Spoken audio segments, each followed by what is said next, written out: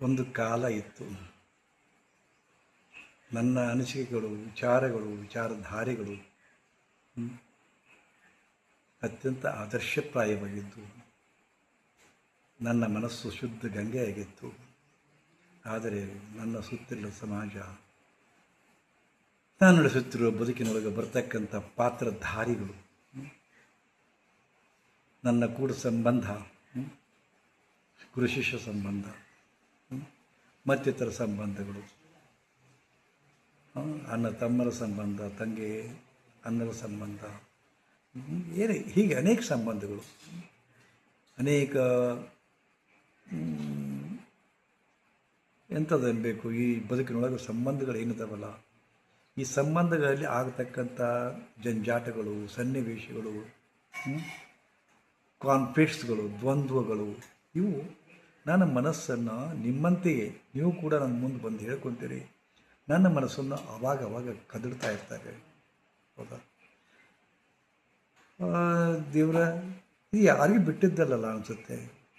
ನಾನು ಪದೇ ಹೇಳ್ತಾ ಇರ್ತೀರಲ್ಲ, ಕಾಮ ಕ್ರೋಧ ಮೋಹ ಮದ, ಕಾಮ ಕ್ರೋಧ ಮದ ಮೋಹ ಲೋಭ ಮತ್ಸರ, 6 ಗುಣಗಳು, 6 ಸಡ್ಗುಣಗಳು, 6 ವೈರಿಗಳು, ಶತ್ರುಗಳು. ಇವು ಪ್ರತಿಯೊಬ್ಬನ ಆಧ್ಯಾತ್ಮಿಕ ಜೀವನದೊಳಗೆ ಶತ್ರುಗಳಾಗಿ ಕಾಡ್ತವೆ. ಇದರ ಆಚೆ ಬಂದುಬಿಟ್ರೆ ಅವನೇ ದೊಡ್ಡ ಶರಣಕ್ಕನ, ಅವನಲ್ಲಿ ದೈವತ್ವ ಪ್ರಾಪ್ತಿ ಆಗ್ತದೆ. ಈಗ ನಮ್ಮನ್ನು ಕಾಡ್ತಾ ಇರೋದೇ ಅದು. ನಮ್ಮೊಳಗಿರುವ ಕಾಮಕ್ರೋಧಗಳು, ಲೋಭ ಮೋಹಗಳು, ಮದ ಮತ್ಸರಗಳು ಇಲ್ಲವಾಗಿಬಿಟ್ರೆ ನಾವೇ ಸಾಕ್ಷಾತ್ ಪರಮಾತ್ಮರೇ. ಇವು ಅದವಂತಗೂ ನಮ್ಮ ಮನುಷ್ಯರದೀವಿ ಇಷ್ಟೇ. ಈ ಮಾತನ್ನು ನಾನು ಒತ್ತಿ ಯಾಕೆ ಹೇಳ್ತಾ ಇದ್ದೀನಪ್ಪ ಅಂದರೆ, ತೀರ ಇತ್ತೀಚೆಗೆ ತುಂಬ ಏನೋ ಒಂದು ಭಕ್ತಿಯಿಂದ, ಏನೋ ಪ್ರೀತಿಯಿಂದ, ಗುರುಗಳಲ್ಲಿ ಏನೋ ಒಂದು ಇದು ಇದೆ ಅಂತ ತಿಳ್ಕೊಂಡು ಅವರು ಭಾಳ ಭಯಭಕ್ತಿಯಿಂದ ಕೆಲವು ಜನ ಅಸಂಖ್ಯಾತ ಶಿಷ್ಯರೊಳಗೆ ಕೆಲವು ಶಿಷ್ಯರುಗಳು ಪ್ರೀತಿಯಿಂದ ಬಂದು ಪಾದಪೂಜೆ ಮಾಡ್ಕೊತಾರೆ. ಪಾದಪೂಜೆ ಮಾಡಿಕೊಂಡದ್ದನ್ನು ನಾನು ಪ್ಲೇನ್ ಆಗಿ ಸಹಜವಾಗಿ ಎಲ್ಲ ವಿಡಿಯೋ ಹಾಕಿಬಿಡ್ತೀನಿ. ಆವಾಗ ಕೆಲವು ಜನರು ಪ್ರಶ್ನೆ ಹಾಕ್ತಾರೆ. ಆ ಪ್ರಶ್ನೆ ಒಳಗೆ ಅವರ ಭಾವ ನನಗೆ ಅರ್ಥ ಆಗುತ್ತೆ. ಅವ್ರು ನನ್ನ ಬಗ್ಗೆ ಏನು ತಿಳ್ಕೊಂಡಾರ ಅಂತ ಅರ್ಥ ಆಗುತ್ತೆ ನನಗೆ. ಕೆಲವು ಜನ ಪ್ರಶ್ನೆ ಹಾಕ್ತಾರೆ, ನೀವು ಸ್ವಾಮಿಗಳ ಅಂತ ತಿಳ್ಕೊಂಡು. ಕೆಲವೊಂದು ಸ್ವಾಮಿಗಳಿಗೆ ಅಷ್ಟೇ ಪಾದಪೂಜೆ ಮಾಡಬೇಕು ಅಂತ ತಿಳ್ಕೊಂಡ್ರು. ಹೌದಾ? ಈ ಪಾದಪೂಜೆ ಯಾಕೆ ಮಾಡ್ಕೊತಾರೆ, ಯಾರು ಮಾಡ್ತಾರೆ, ಪಾದಪೂಜೆ ಯಾಕೆ, ಏನು ಗೊತ್ತಿಲ್ಲ ಜನ. ಏನು ಹೇಳಬೇಕು ಅವರಿಗೆ? ಅಲ್ಲಿ ತುಂಬಿರೋದು ಬರೀ ಅಹಂಕಾರ ಮತ್ತು ಮತ್ಸರ. ನಾನು ಪದೇ ಹೇಳ್ತಿರ್ತೀನಲ್ಲ, ಒಬ್ಬ ಟೇಲರಿಗೆ ಟೇಲರ್ನೇ ವೈರಿ, ಒಬ್ಬ ಸಂಗೀತಗಾರನಿಗೆ ಸಂಗೀತಗಾರನೇ ವೈರಿ,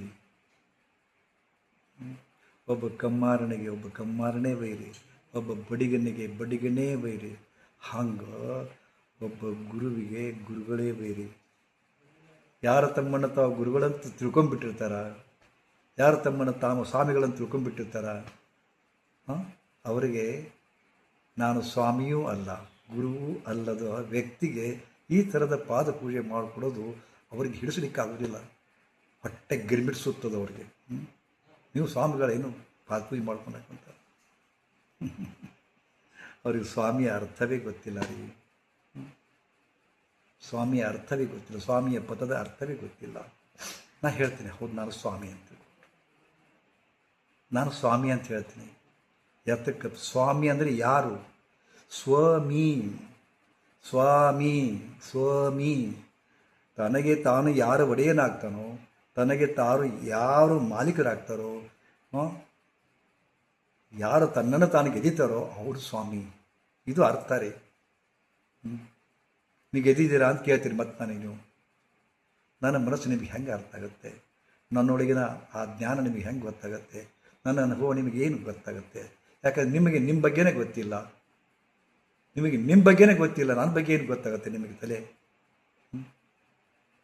ಸ್ವಾಮಿ ಅನ್ನೋದು ಗುಣವಾಚಕ, ಜಾತಿವಾಚಕ ಅಲ್ಲ. ಜಂಗಮ ಕುಲದಲ್ಲೇ ಹುಟ್ಟಿದವರು ಸ್ವಾಮಿಗಳಾಗ್ತಾರೋದು ಭ್ರಮೆ ಅದ. ಮಹಾಯೋಗಿಗಳನ್ನ ನೂರಾರು ಯೋಗಿಗಳನ್ನು ನಾನು ಭೇಟಿ ಮಾಡಿದ್ದೀನಿ. ಎಂಥ ಪೂಜ್ಯರುಗಳು ರೀ ಅವರು. ಅವ್ರು ಯಾರೂ ಸ್ವಾಮಿಗಳಲ್ಲ ರೀ, ಜಂಗಮಕುಲದಲ್ಲಿ ಹುಟ್ಟಿದವರಲ್ಲ. ದಯವಿಟ್ಟು ತಿಳ್ಕೊಳ್ಳಿ. ರೆಜಿಗೆ ಪಟ್ಕೋಬೇಡಿ, ಹೊಟ್ಟೆಗೆ ಪಟ್ಕೋಬೇಡಿ. ಏನು ಅರ್ಥ ಅದಕ್ಕಿದೆ? ನಿಮ್ಮೊಳಗಿನ ಘನವ ನೀವರಿಯದವರು, ನನ್ನೊಳಗಿನ ಘನವ ನೀವೆಂತವರಿವರೀಗ. ನಾನು ಸ್ವಾಮಿ ಅಲ್ಲದ ಸ್ವಾಮಿ, ನನಗೇ ಸ್ವಾಮಿ. ಜ್ಞಾನಿ ಅಲ್ಲದ ಜ್ಞಾನಿ. ಹುಚ್ಚರೆದುರು ನಾ ಜ್ಞಾನಿ, ಜ್ಞಾನಿಗಳೆದುರು ಅಜ್ಞಾನಿ. ಹೌದಾ? ನಾನು ಈ ಕಡೆ ಸಂಸಾರಿನೂ ಅಲ್ಲ, ಸಂಸಾರಿ ಅಲ್ಲಂದ್ರೆ ಪರಿಪೂರ್ಣ ಸಂಸಾರಿ ನಾನು. ನನ್ನಷ್ಟು ಸಂಸಾರ ಚೆನ್ನಾಗಿ ಮಾಡೋರು ಯಾರೂ ನಿಮ್ಗೆ ಗೊತ್ತಿಲ್ಲ. ಸಂಸಾರ ಅಂದರೆ ಏನು ಗೊತ್ತದ ನನಗೆ? ಸಂಸಾರದ ಎಷ್ಟು ಸಿಕ್ಕ ಹಾಕ್ಕೊಂಡಿದ್ದೀನಿ ಗೊತ್ತದ? ಈ ಸಂಸಾರದ ಹೆಂಗೆ ಮುನ್ನಡೆಬೇಕು ಗೊತ್ತದ? ಅದಕ್ಕೆ ನಾನು ಇನ್ನೂ ಕೂಡ ಸುತ್ತಲೂ ಮುಳ್ಳಿದ್ರು ನಗತೈತಿ ಗುಲಾಬಿ ಅನ್ನೋರ ಥರ ಸುತ್ತಲೂ ನಿಮ್ಮಂತೆ ಅನೇಕ ಸಂಕಟಗಳದಾವ, ಸುತ್ತಲೂ ನಿಮ್ಮಂತೆ ಅನೇಕ ನೋವು ಸಮುದ್ರದ ತೆರೆಗಳೊಳಗೆ ಬರ್ತಾವಲ್ಲ ಹಾಂಗವ. ಬಟ್ ನನ್ನೊಳಗಿನ ಆಂತರ್ಯ ಶಾಂತದ. ಅದು ನಿಮ್ಗೆ ಗೊತ್ತಿಲ್ಲ. ನನ್ನೊಳಗಿನ ಘನ ಏನದು ಗೊತ್ತಿಲ್ಲ.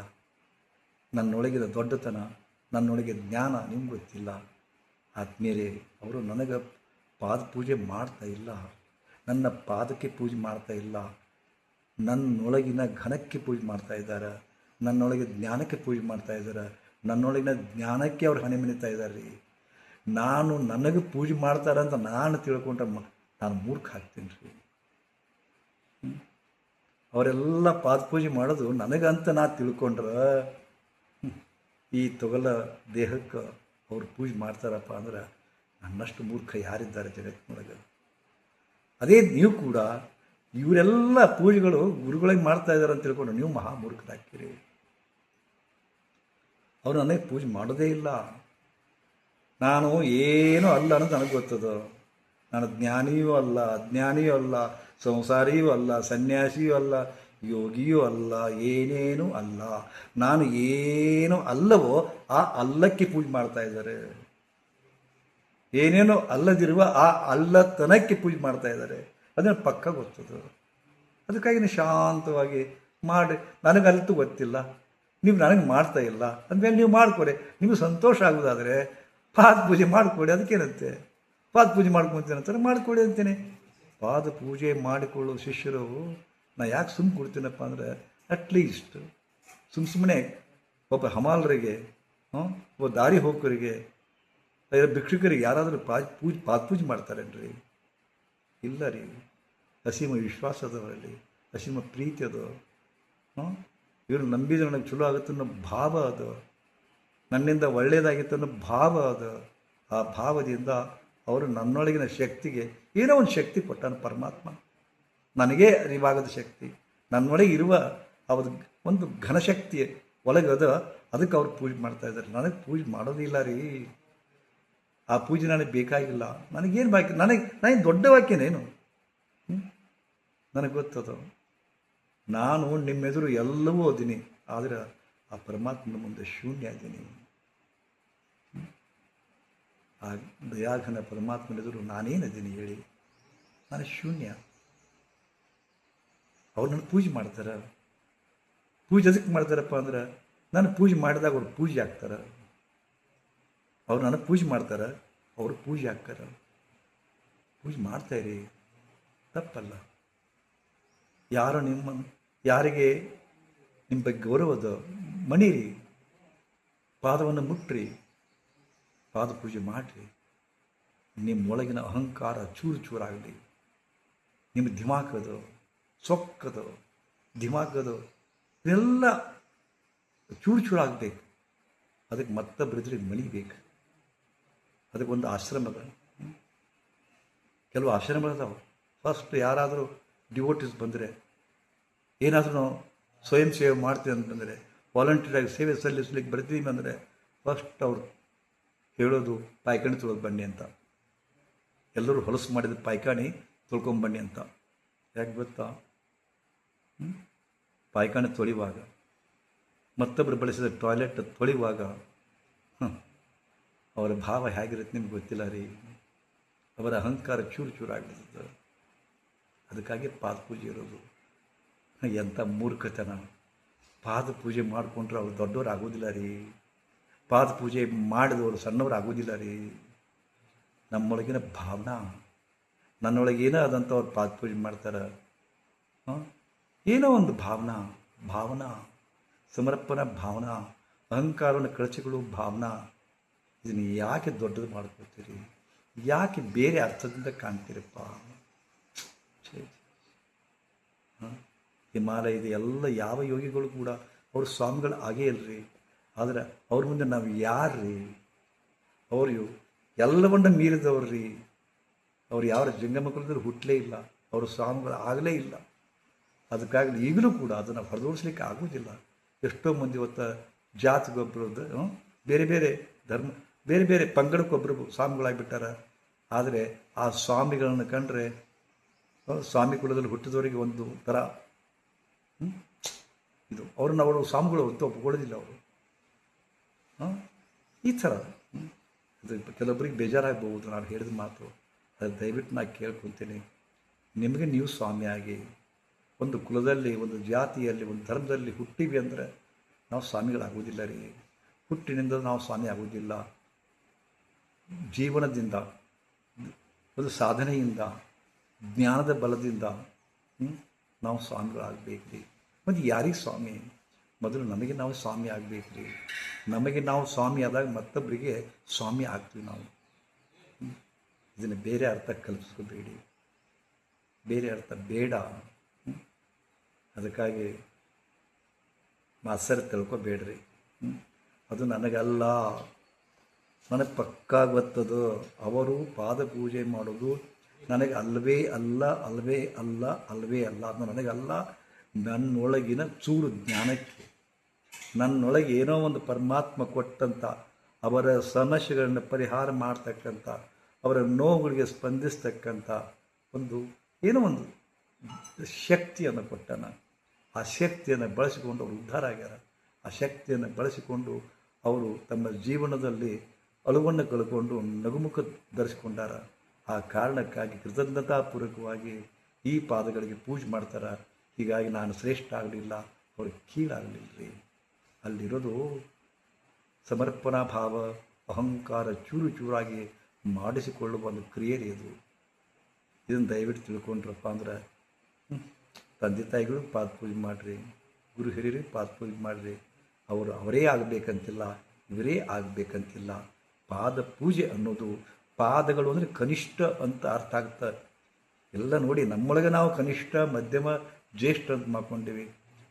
ನಮ್ಮೊಳಗೆ ಬಲಗೈ ಶ್ರೇಷ್ಠ ಅಂತ ಅಂದ್ಕೊಂಡಿವಿ, ಎಡಗೈ ಕನಿಷ್ಠ ಅಂತ ತಿಳ್ಕೊಂಡಿವಿ.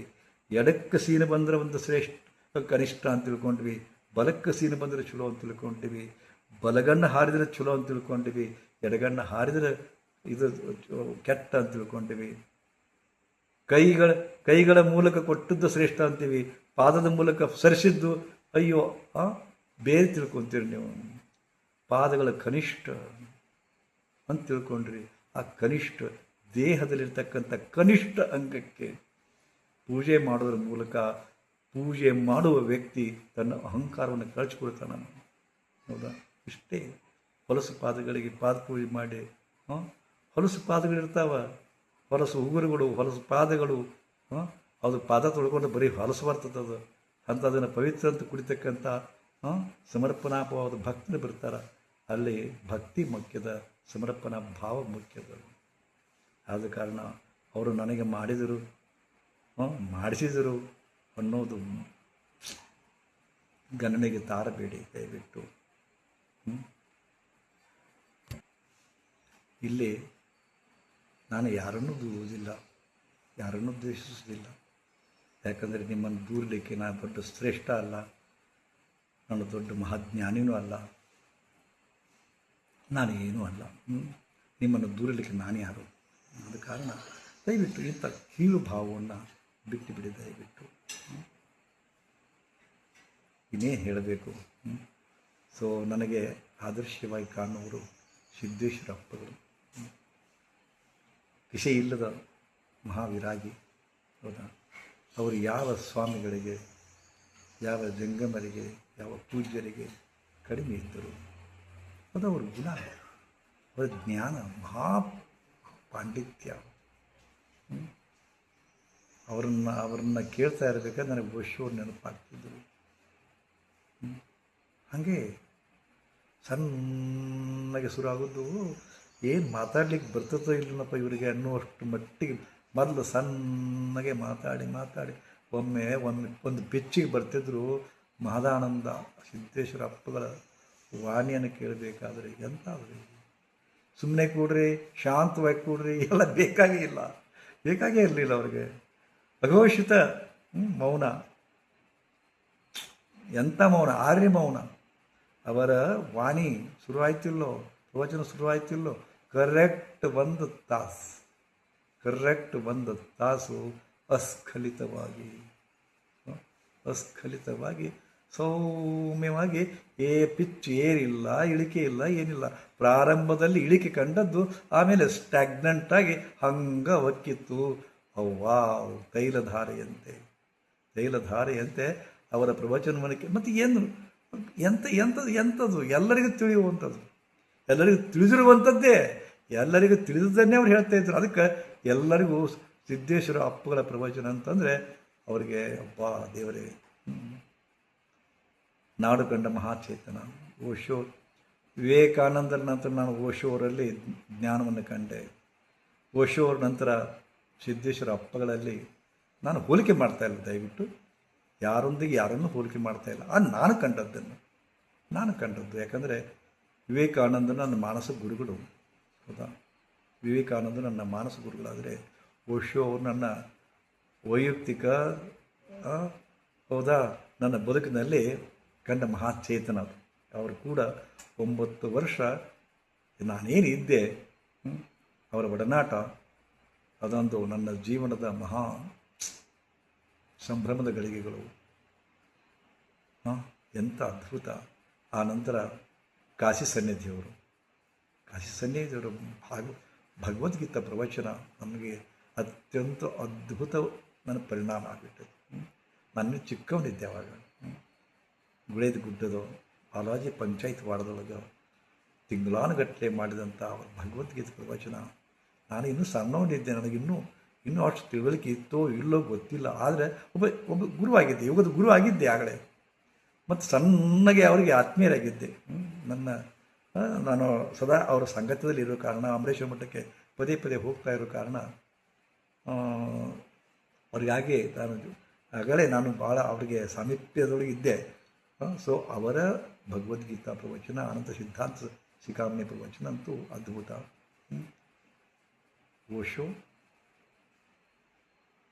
ಶ್ರೀಗುರು ನನ್ನ ಜಗದ್ಗುರು ಕಾಶಿ ಸನ್ನಿಧಿಯವರು, ಅನಂತರ ಸಿದ್ದೇಶ್ವರ ಅಪ್ಪಂಗಳು, ಈ ಮೂವರು ನನಗೆ ಬದುಕಿನೊಳಗೆ ಚೈತನ್ಯವನ್ನು ತುಂಬಿದವರು. ಆ್ಯಕ್ಚುಲಿ ಹೇಳಬೇಕಂದ್ರೆ ನನ್ನ ಬದುಕಿಗೆ ಒಂದು ಆಶಾಕಿರಣವಾಗಿ ಬದುಕನ್ನು ಸಹ್ಯವಾಗಿಸಿದವರು ಇವರೆಲ್ಲ.